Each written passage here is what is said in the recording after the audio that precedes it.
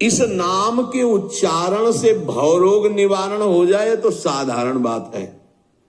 दैहिक व्याधियों की तो पूछना ही क्या है। कोई भी चिंता तुम्हारा स्पर्श नहीं कर सकती, कोई भी बाधा स्पर्श नहीं कर सकती जिसकी जिह्वा पे राधा नाम है।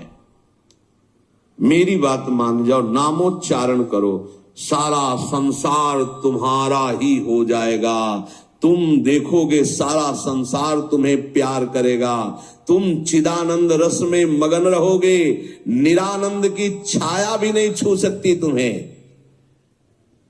आदि भौतिक, आदि दैविक, आध्यात्मिक कोई भी भय नहीं रहेगा। सभी भयभीत होकर भाग खड़े होंगे। सदा के लिए तुम निर्भय और निश्चिंत हो जाओगे। इसलिए मेरी बात मान लो, नाम लो। नाम जीव का एकमात्र कर्तव्य उद्देश्य नाम। नाम भूल जाने पर इंद्र का इंद्रत्व भी नरक के समान लगने लगेगा यदि नाम जप करोगे तो। ध्यान रखना, एक इतना कठोर और एक इतना सहज। श्वास प्रश्वास पर ध्यान है, हर समय नाम चल रहा है, वो सब बड़े शीतल प्रकृति से जागृत कर देगा। कुंडली जागृत हो जाएगी, सुषुम्ना मार्ग संचारी संचरण होने लगेगा। नाम जप में सब सामर्थ्य विराजमान है। ये केवल प्रवचन की बात नहीं कर रहा, अनुभव की बात कह रहा हूं। भगवान मेरे समीप हैं, अनुभव हो रहा है। भगवान मेरे को ऐसे हजार हाथों से ऐसे घेरे हुए हैं।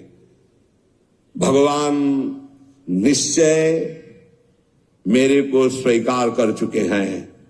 ऐसा 3 बातें उपासक को अनुभव होने लगती हैं जिसकी शरणागति पुष्ट हो गई है। भगवान मेरे समीप हैं, देखो महापुरुषों के वचन है। भगवान सहस्त्रों हाथों से मुझे घेरे हुए हैं। भगवान मुझे स्वीकार कर चुके हैं। ये 3 बातें शरणागत के अंदर आ जाती हैं। ये बात तुम्हारे मन में कभी नहीं आनी चाहिए कि मैं दुर्बल हूं, मैं गृहस्थ हूं, ये नहीं आनी चाहिए। जब कोई कहता मैं गृहस्थ हूं तो उसी समय कहते ये बोलो मैं भगवान का हूं पर गृहस्थी धर्म से युक्त हूं। ये बोलो, आधी बात क्यों बोलते हो? तुम गृहस्थ हो, आधी बात है। पूरी बात है तुम श्री भगवान के हो पर तुम्हारा गृहस्थ धर्म है। जैसे हम प्रियाजू के हैं पर हमारा विरक्त धर्म है। ये राधा नाम ही नहीं है, ये महामहिम परा मंत्र है, परा विद्या है। ये नाम ही तंत्र का सार है, ये नाम ही मंत्र का सार है, ये नाम ही ईश्वर श्री कृष्ण का सार है, राधा नाम। उपासक, एमिन मन तेमिन भगवान। जैसी तुम्हारी मन स्थिति वैसी तुम्हें ये सृष्टि दिखाई देगी। अगर तुम्हारा मन भगवदाकार है तो सब भगवान दिखाई देंगे। तुम्हारा मन कामी है तो सब कामी दिखाई देंगे।